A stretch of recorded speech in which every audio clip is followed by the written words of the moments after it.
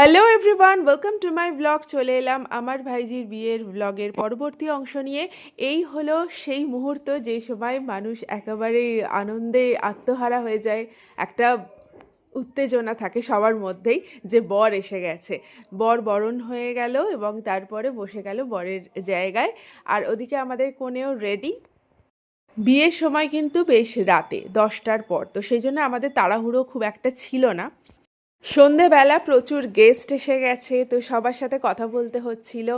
আর অনেক দিন পরে সবার সাথে দেখা, আমি তো খুব একটা যাইও না ডায়মন্ড হারবার, তো সেই জন্য সবার সাথে কথা বলতে গিয়ে বেশি ছবি তোলা হয়নি। কিছু কিছু মুহূর্তে যখন সময় পেয়েছি নিজের ছবি তুলেছি। আর চারিদিকে আলো ঝলমল করছে, খুব সুন্দর একটা পরিবেশ। যদিও একটা ঠান্ডা ঠান্ডা ভাব রয়েছে সন্ধেবেলা, কিন্তু তাও বেশ ভালো লাগছিল। বিয়ের জন্য বর চলে এসেছে, এবার আসছে আমাদের কনে। শুভদৃষ্টি সাত পাকে ঘোরা এই মুহূর্তটা কিন্তু সত্যিই অসাধারণ। দু তরফেই থাকে কিন্তু চরম উত্তেজনা, কারণ একদিকে বরপক্ষ তারাও সবাই এক্সাইটেড, কনে পক্ষ তারাও এক্সাইটেড।